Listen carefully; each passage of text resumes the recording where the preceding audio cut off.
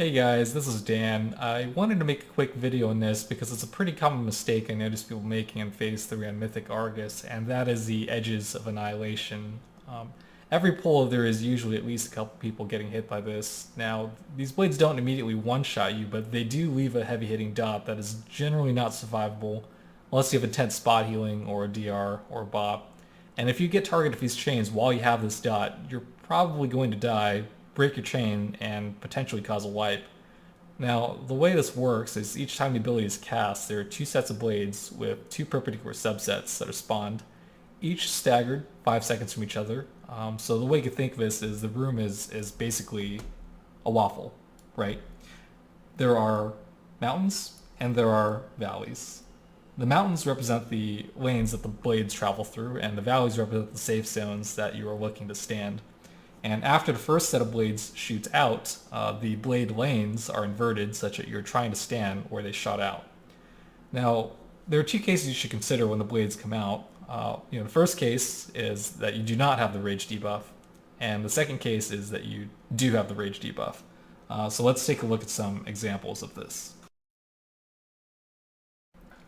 The first case, not having the rage debuff, is the easier of the two, and the reason that it is easier is because you only need to worry about one direction of blades and therefore do not need to pan your camera around the room. If you look at the waffle, you're standing here and only need to worry about the blades originating from your wall. All you have to do is stack up the raid at the edge of a room, and if you need help, you can follow the markers that we put out. If you don't have any markers, here's what you do, step by step. First, you watch the blade timer weak aura here, okay? When this timer hits 5 seconds, you look at the blades on your wall, okay? If they're spinning, you stand between them, and if they're still, you stand on top of them. So let's take a look. The timer's at 5 seconds and these blades are spinning. So you stand between them and you wait. You wait until this timer hits 0 and you see that the blades have shot out, and then you just stack on top of where the blades just shot out and continue waiting. You wait for the second blades to shoot out, wait, wait, wait. And then when it hits 0 and it's shot out, you can move wherever you want, okay? And that's it. You've dodged both sets of blades without a whole lot of effort. Now, the second case, where you do have the rage debuff, is a bit trickier because you actually need to pay attention to the rest of the room. I picked out a sample clip here from my point of view showing what I believe to be the best way of handling these blades. For context, this pull is pretty clean up until this point. We've reached the second edges of Annihilation in Phase 3, and there are 4 players who have the rage debuff, including myself. And shortly after, things start to fall apart. Let's have a look. Heals. Beware. Van, you got a cloak if you have it. Blades are out. Shards. Chains are on Duck, and Duck, you got hit by a blade. Yeah. Yeah, I tunnel vision really hard, that was my bad. So it's pretty chaotic, and there's a lot going on in this clip.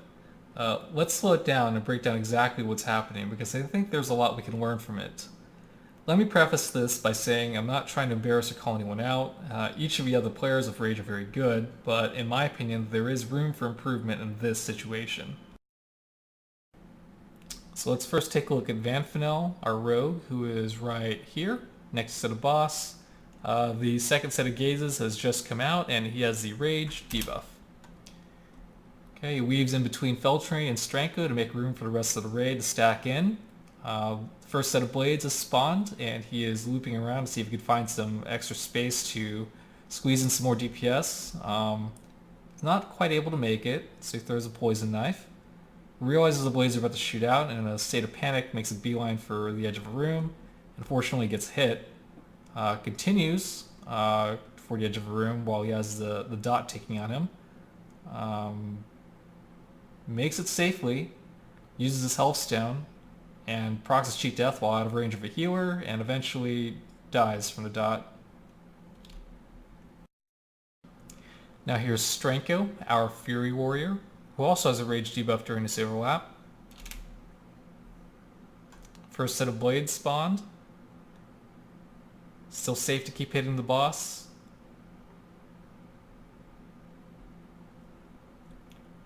Gets out of camera view for a bit. And moves towards the edge of a room to find a safe spot to stand. and successfully dodges the first set of blades, which is fantastic. But he does lose out on 10 to 15 seconds of boss DPS, which of course is preferable to dying, but it is suboptimal because there is a way for him to dodge both sets of blades and still DPS, and that is by using the safe zones next to the boss. So as an example, here's a safe zone for the first set of blades next to the boss. You can see it's clear.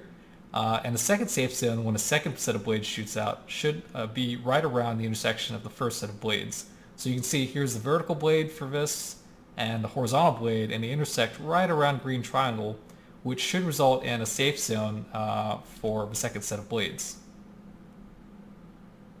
As you can see, as you're about to shoot out, it should be clear for you to stand in if you wanted to and still hit the boss right there. Now let's take a look at Birdemir, who is one of our warlocks, right here at the bottom of my screen. He also gets a rage debuff and is hanging out in the middle of a room with me, which is good. He's still able to DPS. The blades start spawning. First set of blades have spawned. Second set of blades is about to spawn. And at the very last second, he starts moving towards the edge of the room to find a safe spot, and just barely manages to miss getting hit by the blades. Maybe you could say he planned it all out, but I personally think he just got really lucky. He also runs into the same problem with Stranko in that he's out of range of the boss and unable to DPS. And not only is he out of range of the boss, he's also out of range of the healers. Which means if he was targeted by the chains, he'd basically be dead and force a premature chain dot on the raid and potentially cause a wipe. Okay, now let's focus on my character, and I'll describe the steps that I take to dodge the edges of Annihilation. First, I'm always keeping an eye on my blade timer weak aura. As soon as you see the timer for the first set, you need to pan your camera and actively look around the room to identify which two sides are part of the first set of blades. So here I'm panning my camera and looking at the rest of the room, and I see here there's one side here and one side here that make up the first set of blades. Once you've identified both sides, you need to pick one side and align yourself within the gap. So I see a blade here, and all I'm doing is I'm putting my character in the gap between those two blades. Once you've done that, you do the same thing for the other side, while also keeping yourself aligned with the first gap. And once you have both gaps aligned, all you need to do is stand still, hit the boss, and wait for the blades to fire. Okay, once the blades have fired, you need to look at the ground around you and align yourself within one of these intersections of the first set of blades. These intersections are the centers of the safe zones of the next set of blades. So this is a safe zone, this is a safe zone, this is a safe zone, and this is a safe zone. So all you need to do is walk into one of those and stay there until the next set of blades is fired off.